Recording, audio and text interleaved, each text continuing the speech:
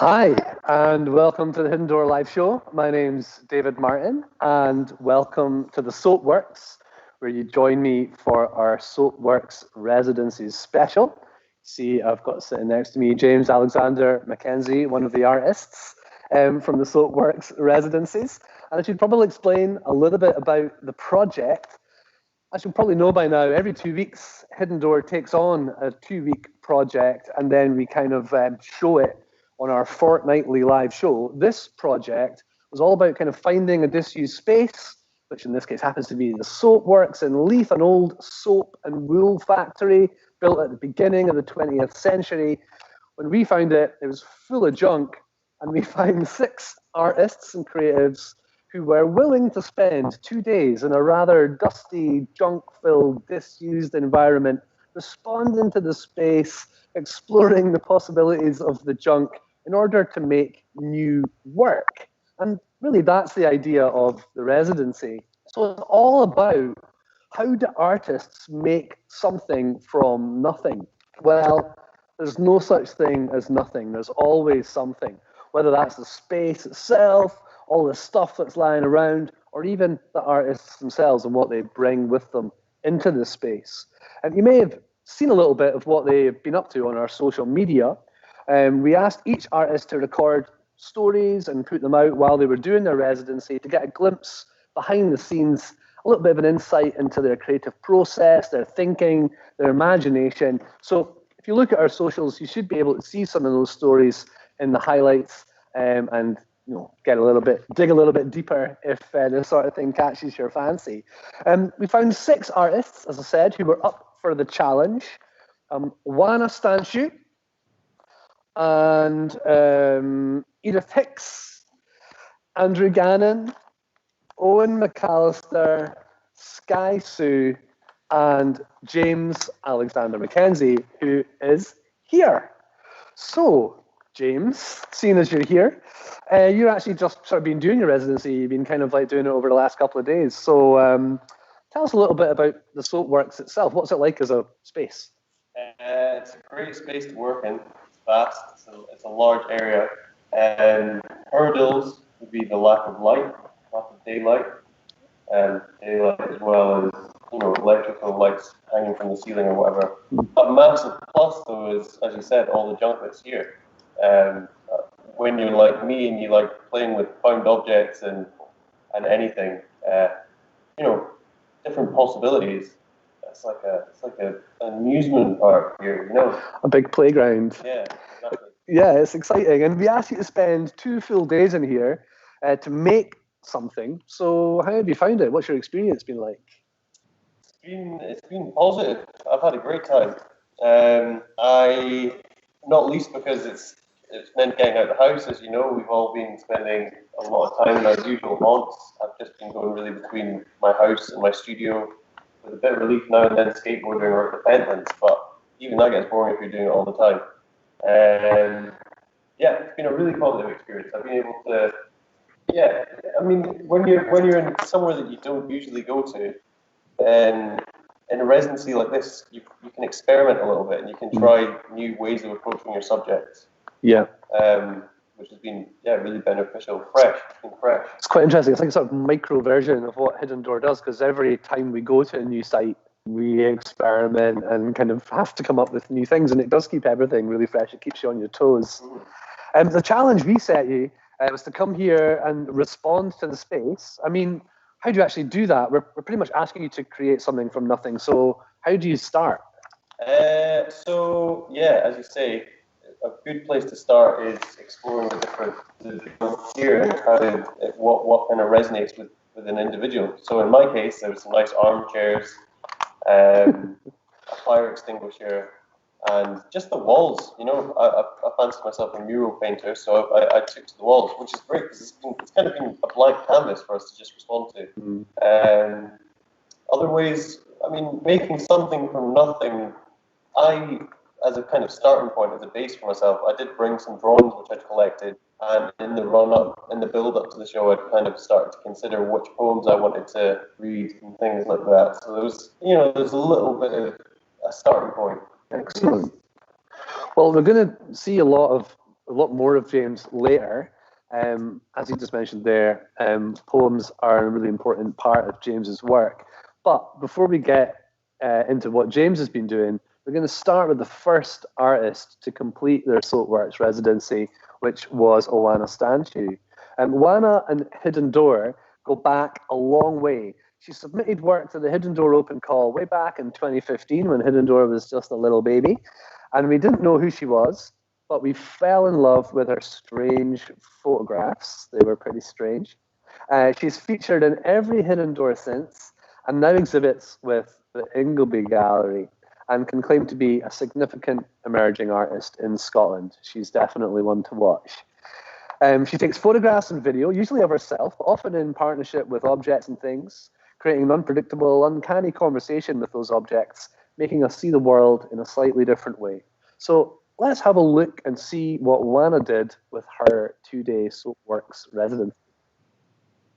Hi, my name is Oana Stanciu, and I was the first artist to do the Hidden Door mini residency at the Soapworks.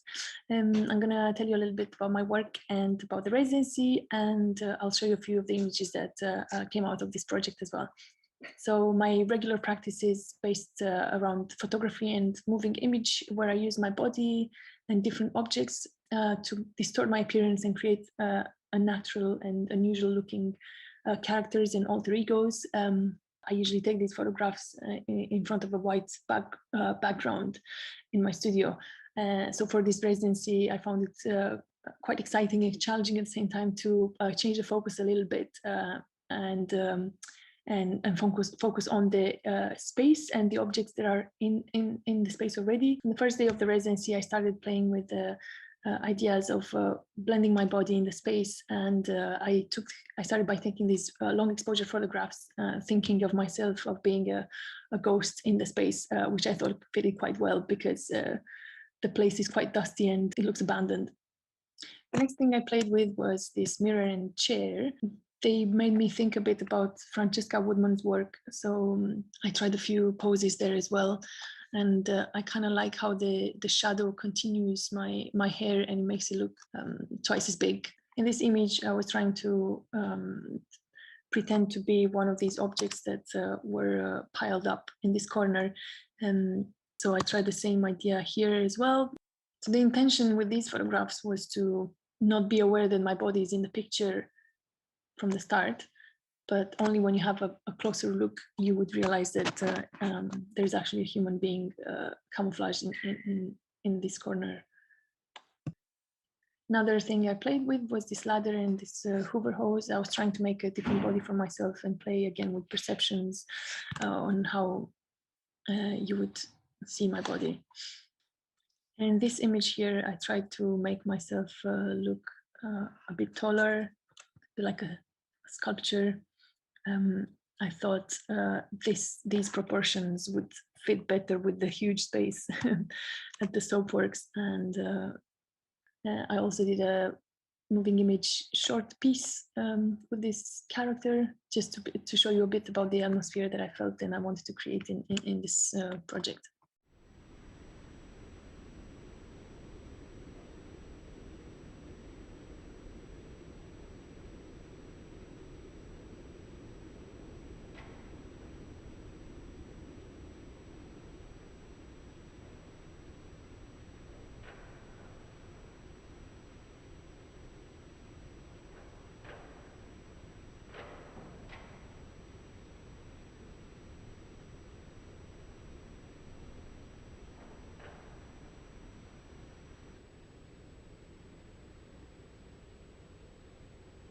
On the second day of the residency, I thought I would move on the opposite corner of the room and explore that bit as well.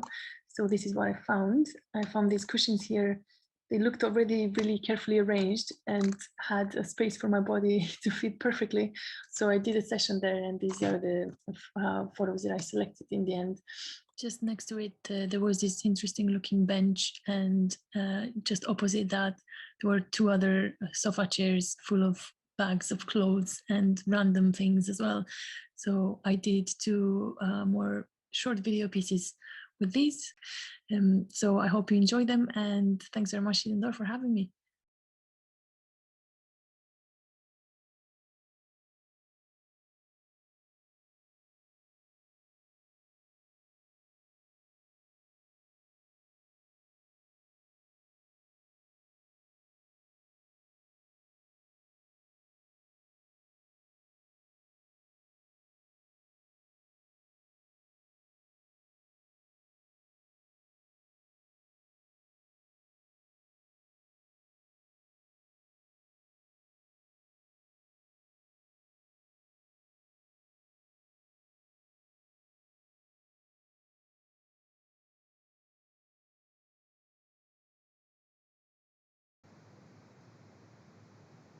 So now, hopefully, you've got a little bit of an idea of the sort of things that artists get up to when no one is watching. And that is pretty much, exactly a great example of someone using the Soapworks to play around with ideas and try and come up with some new works. We've still got James here, so I thought I would ask you some questions, James, put you on the spot a little bit. The idea of a residency, it's supposed to be something that helps you. We like to think of it as an opportunity. So what do you think? Does it work? Is it something that actually helps? Yeah, I think so, definitely. It gives you, as I said, it gives you an opportunity to kind of approach your subject in a different way, experiment with media a little bit. If you're just working in your studio or in the usual places, it can be hard to go into an uncharted method or territory. Yeah. And a hidden door in particular, the thing that we're trying to do is kind of connect with and help in what we call emerging artists who are quite new, trying to establish themselves, and coming up with ideas like this. But in your opinion, as someone who's, you'd probably count yourself as an emerging artist, what do artists in your sort of position or your kind of stage, what do you really want, do you think? Yeah, you want opportunities. You want opportunities to exhibit. You want opportunities to travel, to residency opportunities and funding for maybe specific projects. So hidden doors certainly offered ticked quite a few boxes with this residency, but then also with the more typical indoor festival offers that opportunity for exhibition rather than with an emphasis on showing work rather than like process. So having a kind of quite a strong sort of outcome at the end of it, an opportunity to kind of find audience and things like that is important. For sure, yeah. Yeah. Okay, great. Well, I want to introduce our second artist, another emerging artist, Edith Hicks. Edith is a visual artist currently based in Fife, and she graduated from Edinburgh College of Art in 2019 and is partway through an MA in Contemporary Art Practice. Working under the name The Living Procedure, Edith reinterprets the visual and technical language of objects, resulting in unannounced actions in public spaces. She is interested in considerations around qualities of distraction, occupation, and the possibilities of moving differently. She likes to work where the sidewalk ends. Let's get her on screen. Hi, Edith, how are you? Hello, I'm fine, thank you. Where you are looks much nicer than where I am. Let me just tell you that for a start. I think it's warmer. No doubt, there's probably a bit less dusty as well. You're a new artist. You're still studying as a mature student, but being based in Fife, you were actually not able to make it across the great divide of the River Forth to the Soapworks during the lockdown. So you actually decided to recreate the conditions of the residency where you were in Fife. How did that go?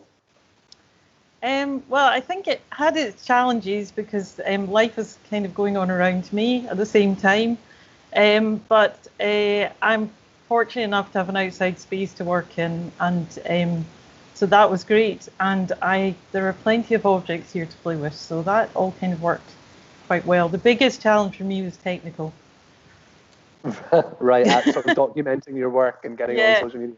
Yeah, always a joy. Well, let's look at some of the images that you came up with. Your work primarily has a sort of photography outcome, is that right? Yeah, I like the sort of stills outcome of performance. I like the idea of the extended moment, and also that differentiation between the live performance and the artifact after it.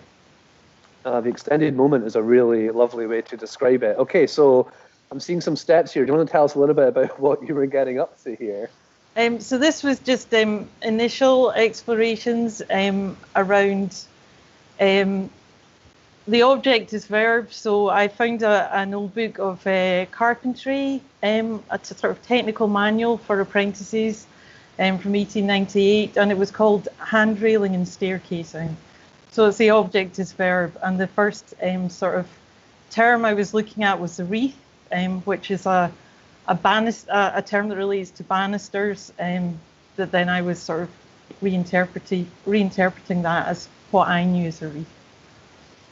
Okay, so you found this manual. Whereabouts did you find the manual? In Portobello Market in London. Was it one of those moments where you were like, oh, yeah, staircasing and banistering? Yeah. That's what I've always wanted to do. Yeah, I think it is that idea of object as verb that I really was excited about. Yeah.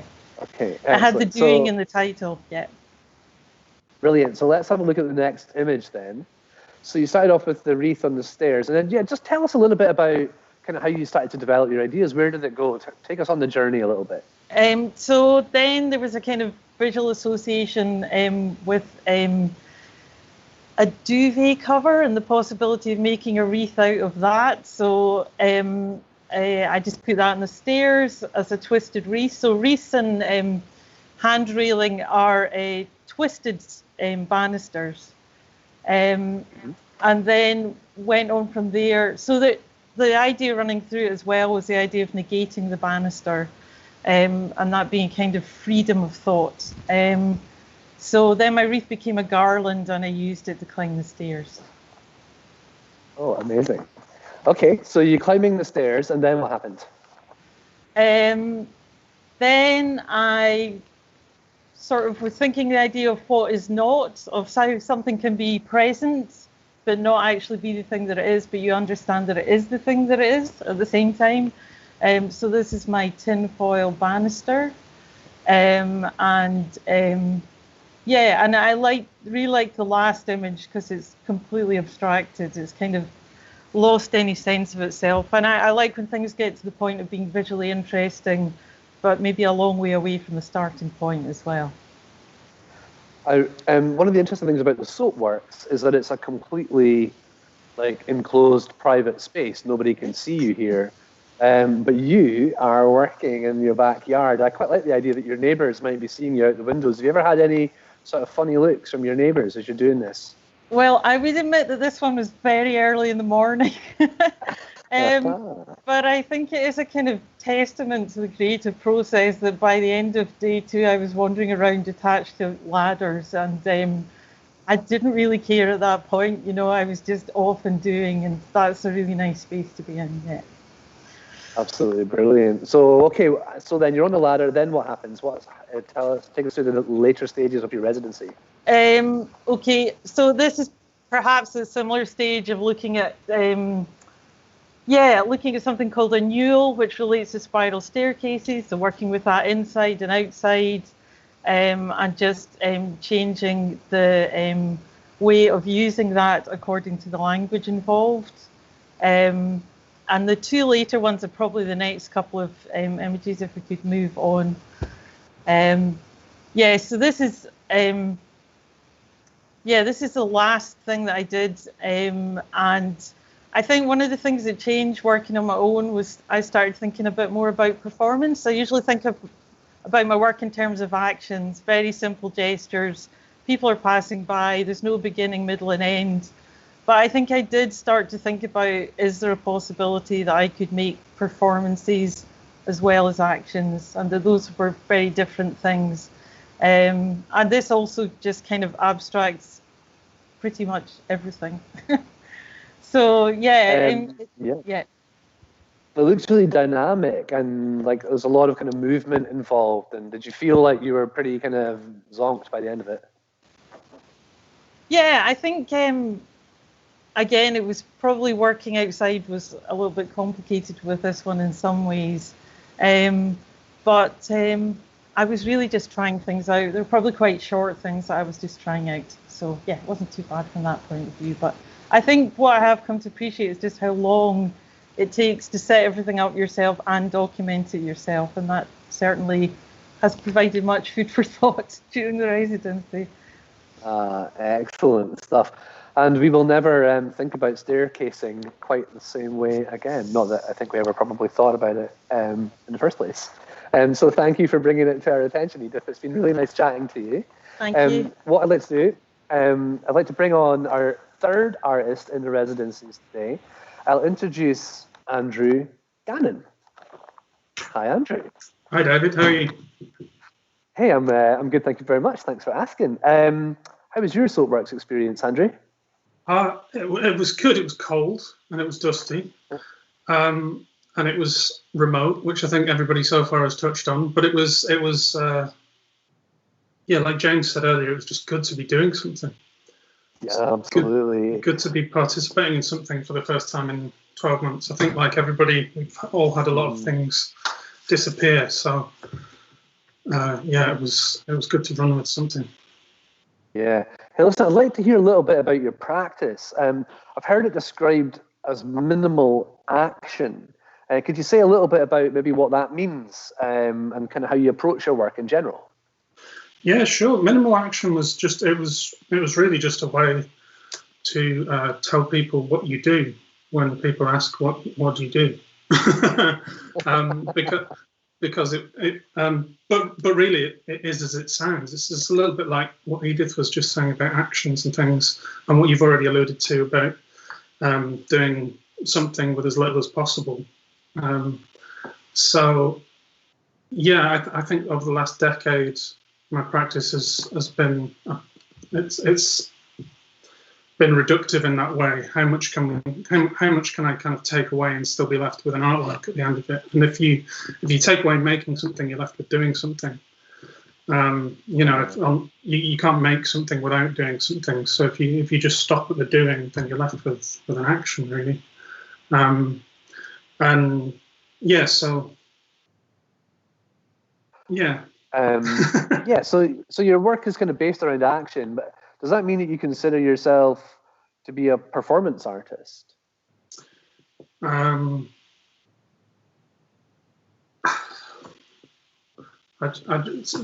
just popped into my head, which was an old, I can't remember what it's from now, but it was Peter said to, what was it? Jesus said to Simon, I shall call you Peter, and Peter said, hey, you pay for the boat, you can call me what you like. I kind of remember that verse. I don't really like the idea of performance, but if it fits, then that's fine. I think performance suggests an amount of theatricality, and I'm more interested in that idea of liveness or doing something like Edith just talked about, that kind of idea of something happening and somebody seeing it happen without a sense of performing or theatre.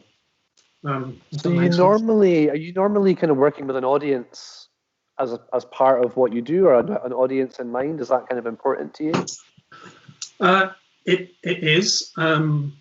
Certainly a question around visibility and kind of, yeah, up until COVID, there would usually be an audience around the work, even if the audience was unaware of the work.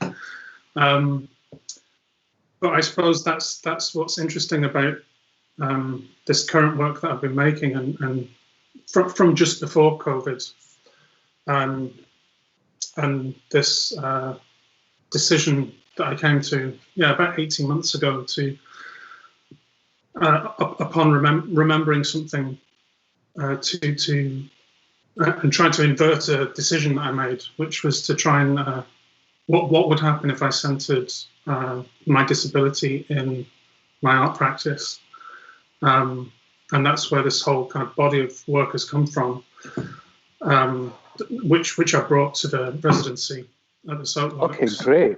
Well, that sounds really interesting. Do you want to should we start looking at some of your work? Yeah, we can look at. Just tell us a little bit about how it went. Sure. So the idea of these works, these what I've been calling eccentric limbs, take their starting point from my congenital limb difference. I was born without a left arm, and they're using the kind of they're looking at the question of what is a prosthesis? What would it mean? What would it mean to center that disability in art practice, which is not something that happens very often. Not that there aren't disabled artists making work, but that art practice, our art generally, doesn't really take much notice of it. And then the question of, well, what is a prosthesis and who is it for? I'm thinking about a kind of medical model.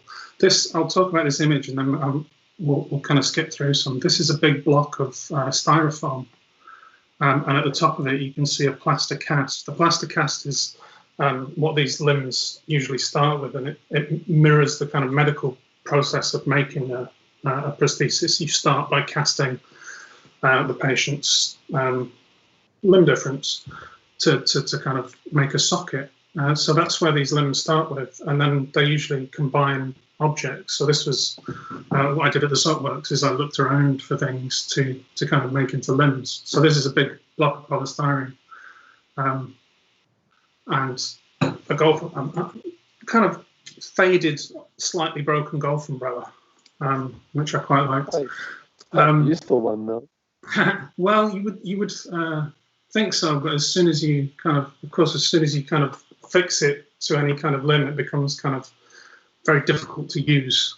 I could probably hold that up for about 30 seconds before I'd have to put it down again. So, yeah. So, but that brings it back to these questions of what and who is a prosthesis for? It's under a kind of medical model understanding of disability. This idea that the root of the disability is within the individual, and so on and so on. The kind of the two functions of a prosthesis would be, one, to be functional, like we just talked about, but functional in a very kind of capitalist way. You know, you've got to work. Or two, to be cosmetic. We can skip on to the next slide if you want, because I'm going to waffle. So, but again, that cosmetic kind of prosthesis isn't really for the wearer of the prosthesis. It's so that other people aren't uncomfortable, for the most part. Now, hopefully, things have moved on and are moving on since then, but it's still a kind of very prevalent and dominant idea of what a prosthesis is. So these works really come from a position of, if a prosthesis was neither functional nor cosmetic, then what would it be? And the answer is, I don't really know, but they seem to be sculptural, which comes back to your question about an audience, because COVID really shut down because these start as live works. They start being made on the body, then they come off, and obviously you can put them back on again. They're wearable, but they come off and they become sculptural objects. It's not something that I've spent much time thinking about the last decade or so, making temporal works. Here's a short video of some of the limbs have kind of they kind of lend themselves to particular actions or ask for particular actions, and it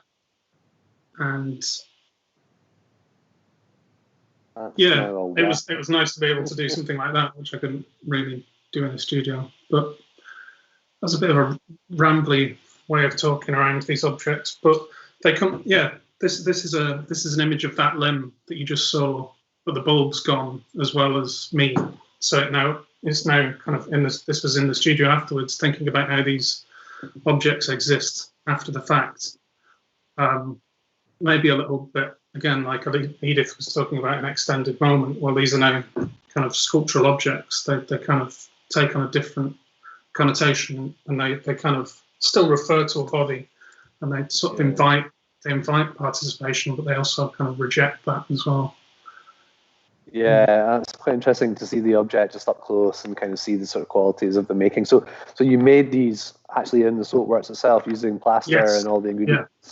Right. Yeah, must have been absolutely. A bit of a practical challenge in itself.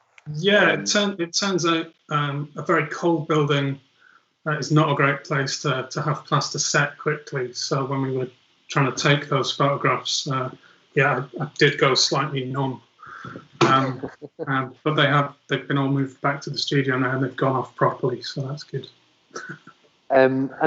So you probably had a good rummage around for objects. Is there an object that you've always maybe wanted to incorporate into sculpture, to explore prosthesis that you've never had a chance to do yet?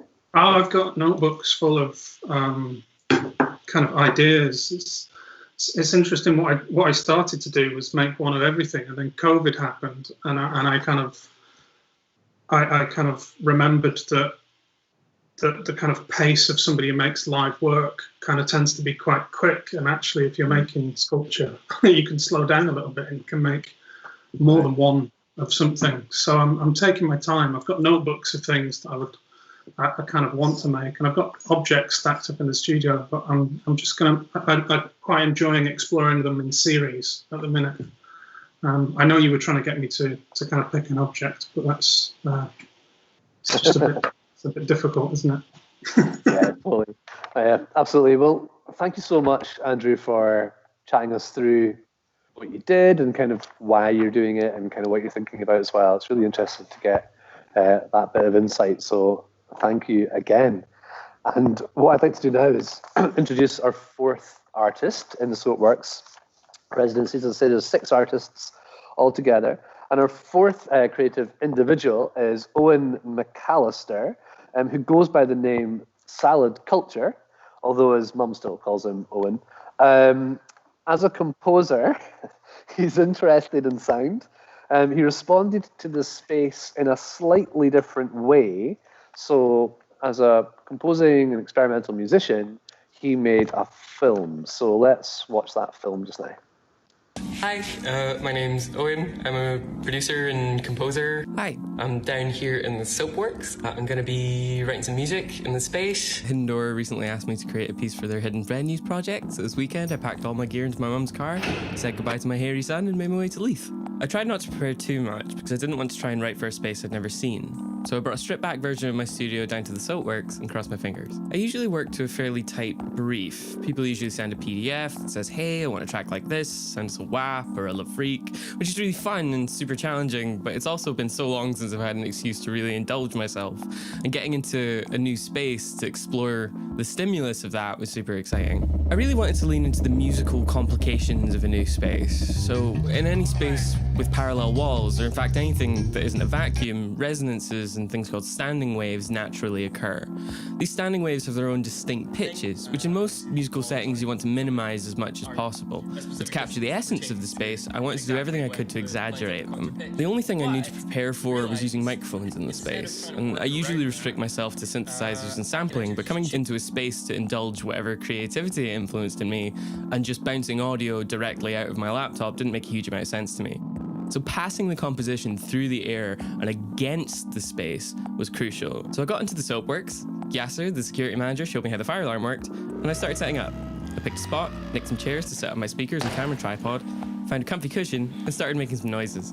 The first day I mostly just explored the general sound of the space and built a bit of a palette. The natural reverberations of the room had a shorter decay than I expected, and had a lovely diffused sound, which I attribute to the rafters, but I don't know. I started with a palette I was familiar with to settle in. Making fat webs. An integral part of the palette of the final work was to excite the natural resonances of the Soapworks. So using a reference microphone, I turned my speakers up very, very loud until the mic started feeding back. Come on! And I wandered around looking for the spiciest webs. Like this one.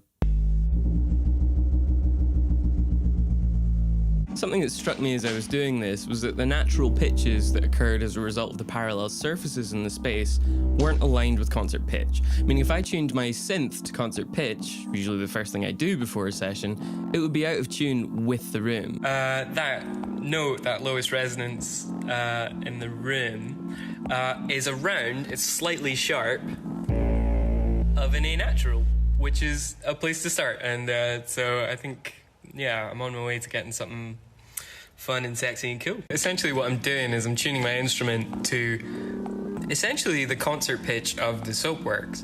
It doesn't line up with, standard, which is, 440 hertz, but that's just where the A of this space is, and that's kind of the point, It's exciting because it's not just you're leaning to the physics of the space, but you have to align that physics with the musicality of your project. I'm a dork, and I love physics and artsy miscellany, so that was very, very satisfying. Past that, I needed a bit of character and indulged in making some noises. Some aligned more explicitly with the Soapworks, like using the floor as an instrument. some more traditional sounds,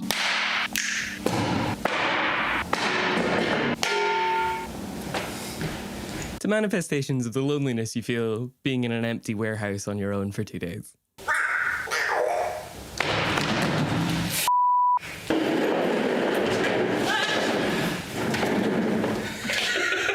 It got to about 8 p.m, I had my pallet, the lovely folks downstairs let me leave my gear in their cupboard, and I scooted back to bed to snooze. Gilly! Which I didn't do. I made a start on the mix and the edit, which I took very seriously. I got some more traditional musical concepts going by sampling the standing waves of the space, finding an 808 from when I dropped my mic, and looping wubs I'd found behind the subwoofer that day.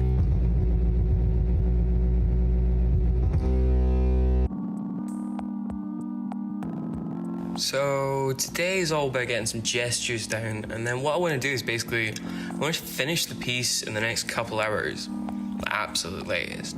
I made a joke about making like drum and bass rollers yesterday, and then I kind of got home and cut up some samples from what I'd taken yesterday, just to like see what happens when I played with the palette, and yeah, it's gonna have some rollers in it, sorry. Gilly. Good boy. Before the project, Jane, one of the very lovely and super talented sound folks for Hidden Door, had told me that my concept for the space reminded her of a piece by Alvin Lucier. I am sitting in a room Where the composer played a recording of themselves speaking in a room, then played that recording over and over into the room, recording it each time, until the resonances of the room completely swamped any semblance of the original recording. So I set myself up to develop a palette based on that, with some mics that Jane very kindly lent me. I'm essentially going to play the audio I got out of these, out of that, and record them again through these. Then I'm going to take the audio from that recording of these, play it out of them, record it back again through these.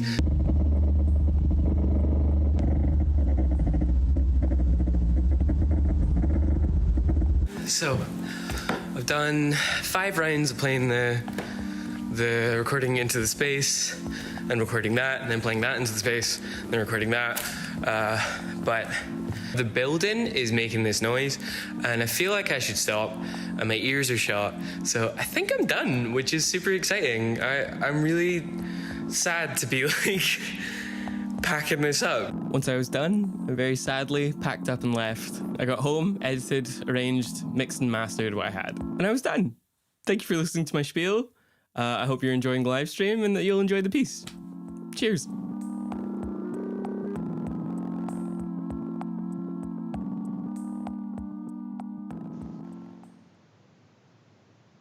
Owen, hi. Hi, David. Wow, what an awesome film. What an amazing process. You must have been pretty tired after that, right? I was absolutely pooped. I'm still knackered. I had 2 naps today. Like, I'm done. That's a really interesting sounding process. Is it something that you've done before? So, like, a lot of those sort of naturally occurring resonances are the kind of what I used to do live sound before COVID hit, obviously, and a big part of that is minimizing those complications that come with this space, specifically to cater to a performance. So I've heard like a lot of those like naturally occurring wubs, but generally as an accident. But musically, that palette isn't something I've explored a lot. So I'm a bit of a control freak, so I use a lot of synthesizers, and a lot of that's very I guess you decide on a something you want to create, and then you try and do the physics that gets you there. And even though that was a big part of what I was doing in the space, I had to kind of just go with whatever happened. It wasn't like I had an intention and I used the physics to explore that intention. It was much more like I used physics to see what was there and winged it. Wow, that's amazing. Yeah, because I mean, different spaces, I would be quite interesting to see what different kind of spaces would allow you to do. If you could take this process into any space, anywhere in the world, where would you go for? So I have actually thought about this a lot because I really like the textures I got, and the low end you get out of that process is unbelievable. It's like nothing you've ever heard. Like it was like shaking the floors and shaking the rafters. And something I thought about a lot is finding, because obviously a lot of these sort of performance style spaces and like buildings are very parallel and boxy, but I really want to explore something, I suppose, more natural and organic. So, something I've thought about a lot is something with water or something with like less static surfaces, or something with stalactites. I'd be really or stalagmites, the ones that drip, the pointy, drippy, them. I really like the idea of exploring that. Or the exact opposite. I kind of like the idea of building a space for that, aligning parallel object in order to generate certain pitches or modes, or and kind of finding a palette like that. But I don't know, that's sort of further away from the indulgent organic kind of energy of just going into space and see what happens. But so nowhere specific, but I've been batting around some thoughts, and mostly I just, as if it wasn't cold enough in the Soapworks, I want to go into a cave. Amazing. Yeah, that would be so good. I think it's, I suppose it's an idea that's been around for quite a long time, in different forms. I think when they first opened the Duomo in Florence in Italy, and they commissioned a composer to create a piece of music that was based entirely on the dimensions of the cathedral. They were so proud of it that all the different aspects of the piece of music, the mass that they used to inaugurate the cathedral, if you like, was based on the size of all the different architectural components of the building. So it's an idea, I guess, that's been there for a while, this idea of the physical space and the music that fits it. It makes sense. Yeah. I think I was going to ask you. Sorry. Go for it. No, go for it. Go on. Yeah. No, I just think I think people don't realize how much certain spaces are designed towards balancing acoustics specifically for performance. So like my one of my old acoustics teachers at uni used to say no one's built a space right since the Greeks built spaces, because they used to I don't know what's the opposite of making things parallel. They used to deliberately build things non-symmetrically in order to engender a more diffused sound. So like I think people don't realize how much a lot of these sort of classical spaces are specifically geared towards performance and that kind of thing. But I'm rambling. Yeah. It's the Greeks, man. It's the Greeks. You got to watch out for those Greeks. They're too clever for their own good. But anyway, look, I think what we really want to do is hear this piece of music that you made. I do remember, though, when you were in the middle of your residency and you were talking about, creating residencies and the whole building vibrating, and somebody got in touch, when the guys from Crane Electric got in touch, and they were like, gotta watch the floorboards in that space. They might not all be as stable as you think. So I was like imagining you like hitting some really strong bass and just like plunging through the floor. But that never happened. Why I stopped. So. I was scared of the building falling down because the rafters started making this squeaking noise that I didn't recognize. And I was like, right, okay, maybe that's now. Okay. Yeah, fun. Well, anyway, thanks. Well, look, let's hear the piece of music that you made, Owen, and thank you so much for making that film to show us how you made it. It was great chatting to you. No worries. Thank you for having me.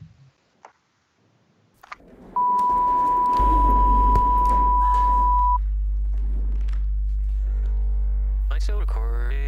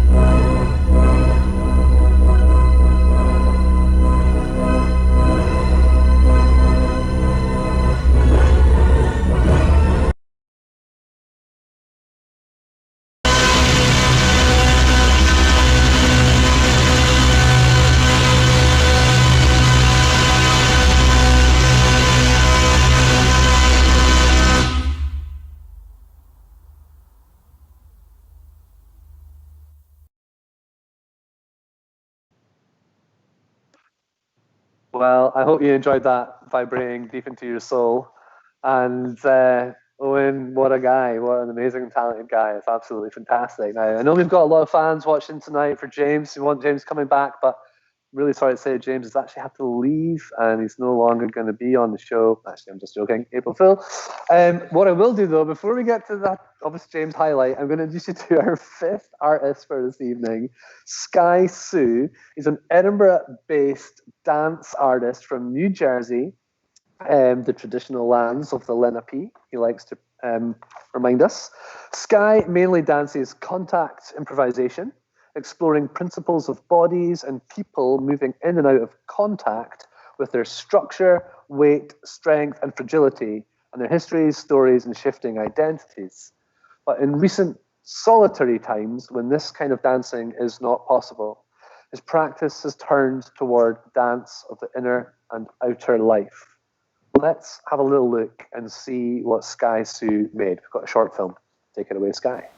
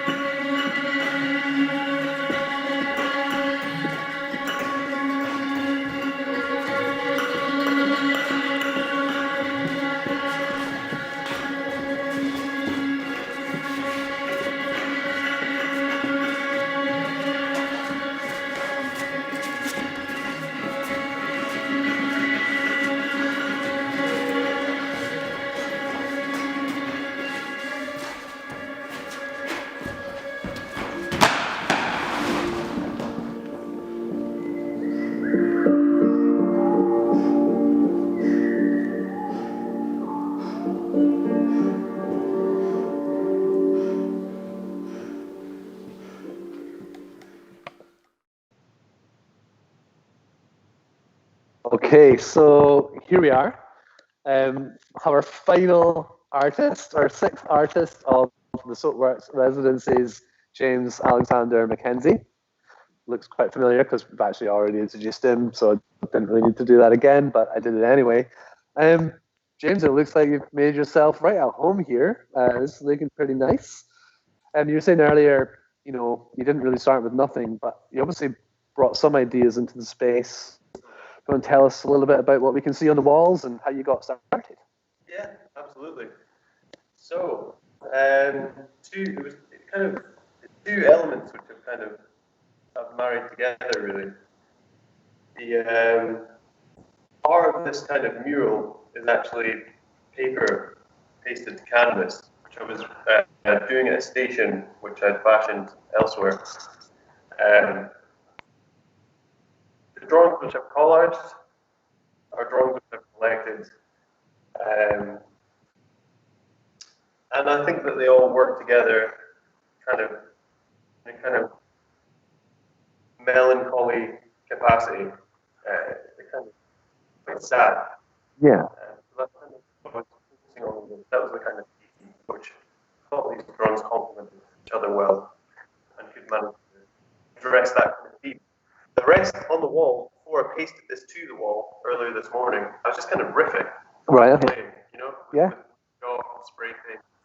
And objects that are here are the junk fire extinguisher, board, and there's also this poster element. Kind of, nature flushed away my melancholy like an enema during a colon.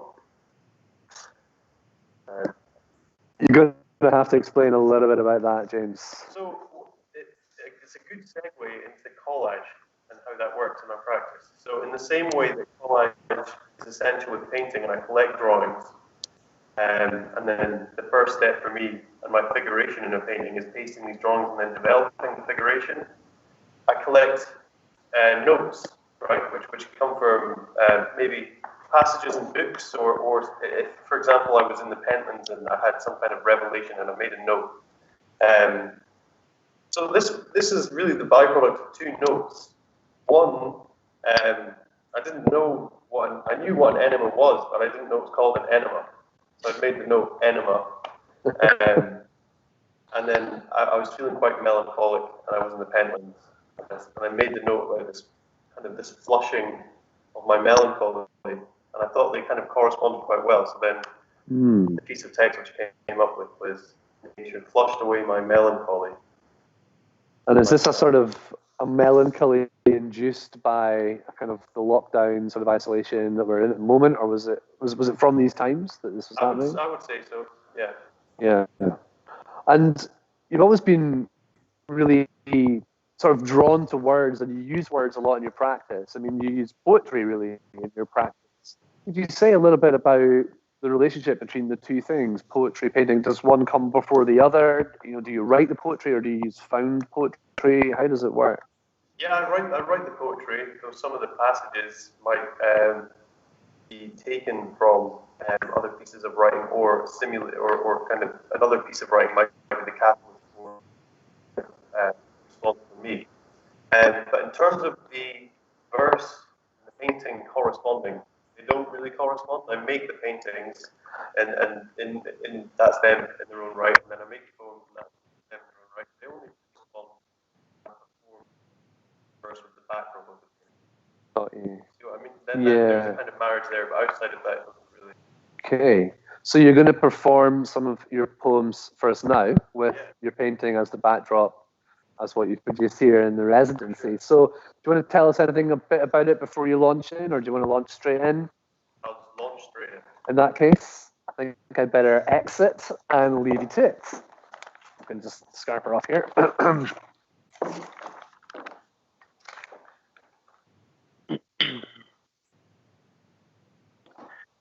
Nature flushed away my melancholy like an enema clearing a colon.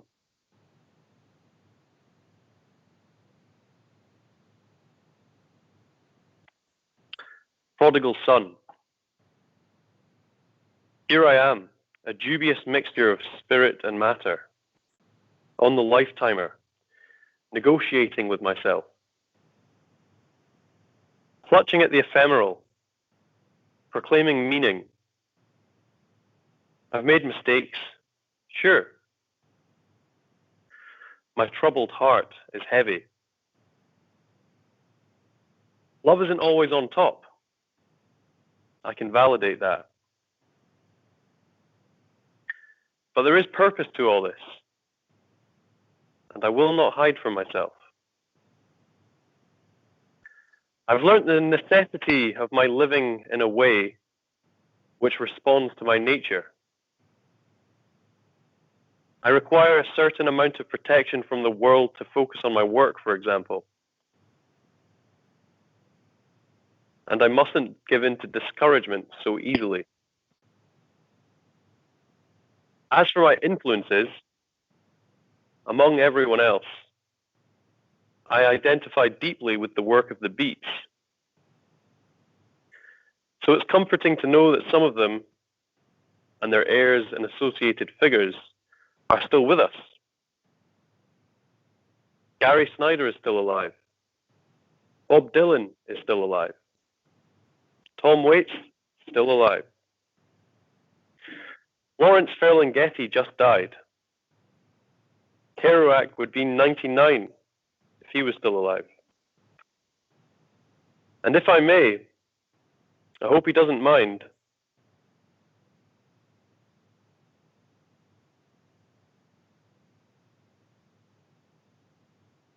lectures will live on eternally. But of course, all of it will.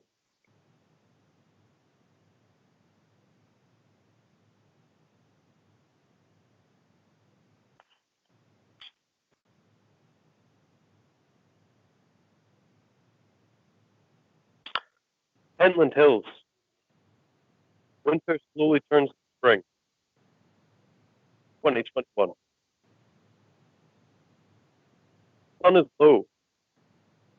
It's in my eyes. I'm walking into the sun. I continue upwards and enter a glade of towering bark, padding on a thick carpet, pine needles, throwing crumbs to the birds. I should really get a decent compass. Cascading down treacherous slides. Cool, damp wind. I have successfully navigated my way to a reservoir. It's freezing cold but purifying. Look at me. I'm pure sky. Not stifling banalities and scores of stuff. Up some stairs, then the path descends. Success. Now I'm walking parallel with the motorway, which is correct. The car is not parked far from here. I contemplate stopping by a shop to buy beer. Influencers, with your contrived posts, what happened to your soul?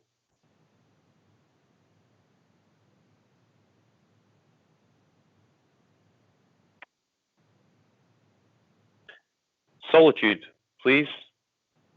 Please. Listening to symphony music. Writing poetry. But finding it difficult to do anything with your imposing presence sitting there on the floor. As much right to be here as me? Yes. But the environment changes when there's another intellectual being around. Another vehicle with as much consciousness as I? Not quite. Sitting there on the rug, your movements are disruptive. Your typing, frowning, writhing is tormenting me. And my thoughts, which should be with poetry, are trivial and frenzied. I can't concentrate in these conditions. There used to be stillness here. It used to be meditative. I was familiarizing myself with eternity. Then you decided to work from home. Do you want another coffee?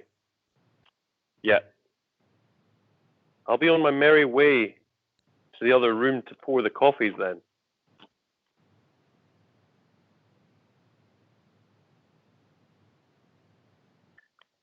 Morning walk. Morning. Parting slush with my welly boots. August looks for dogs. The snow has stopped. The light has brightened. The sun reflects on the snow-covered tarmac through the clouds. It's very bright with all this white. August pads his way along, stopping to sniff bitch's scent in yellow snow. It's dulled slightly by the time we reach the canal. The temperature has dropped. We look. The water shimmers, brighter than usual. It reflects the sky above. Snowflakes are falling now, dusting the worn snow. It makes popping sounds from the shifting weight of my feet. My Instagram and my narcissism is an affliction. Frivolous curiosity disrupts what was previously still, depleting fleeting inklings of eternity. Luminous beings are we, not this crude matter, says Yoda. A new surplus of problems, constantly looking at my phone. I delete the app to reduce my conflict after I post. We'll re-download it to post in the future, then delete it again. Users and feeds incessantly pumping out, pumping out, pumping out. Content, content, content. Unnecessary noise, noise, noise. Codependence, codependence, codependence. If I had sense, I would laugh and be done with it. My feet are numb. Thank you, Hidden Door, for this opportunity, and thank you to the Biscuit Factory.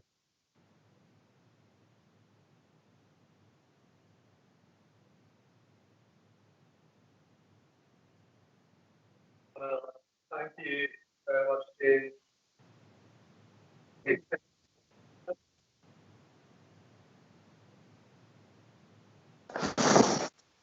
We're going to try that again. So thank you very much, James, for that amazing rendition and performance. I hope you can all hear me now.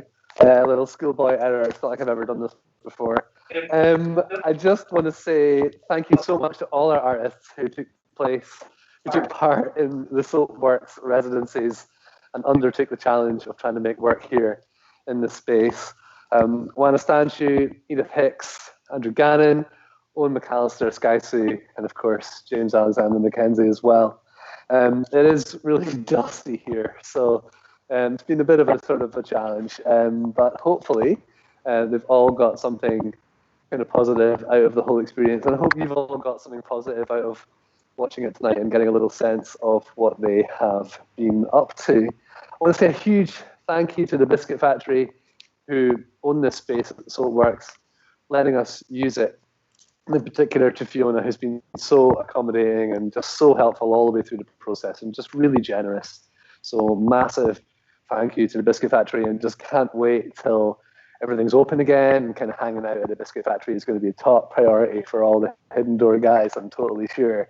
And so a huge thank you to them, and a big thank you to the Hidden Door team as well, to Vasilis for cameraman duties, Kostis for the usual behind the scenes action. It's all the Greeks, by the way, and Theo and the comms team for all the social media work. You guys have been absolutely amazing. So thank you so much. And Paul Allen as well for being a brilliant artist liaison and keeping everything kind of going together. So just want to say as well, everyone, thank you so much for watching. It makes a big difference to us when you guys tune in and have a look at what we're doing. Keep an eye out in the not too distant future for some hopefully quite exciting announcements about Hidden Door. And we're going to be starting to tell you little bits and bobs about what we're planning for later on in the year. We have some really exciting things beginning to crystallize and come together. And let's just say the Hidden Door team is mobilizing, the army is getting ready, and something very exciting is going to happen in September. So watch this space, and we'll see you hopefully in 2 weeks' time. Where we are going to have a completely different Hidden Door project curated by incredible artist Shell Young, and watch the social media space for all the details to do with that. We've got a pretty exciting and a completely different kind of show planned for you in 2 weeks' time. So hopefully tune in then and you'll find out all about it. Okay, take care and goodbye.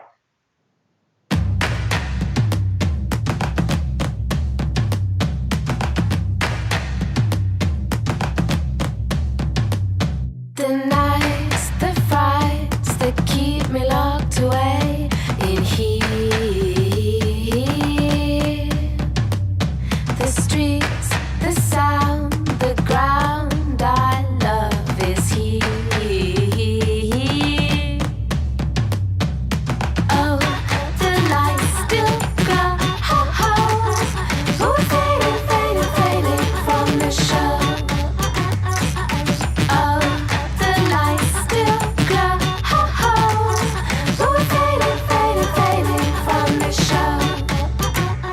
Let's wrap it up.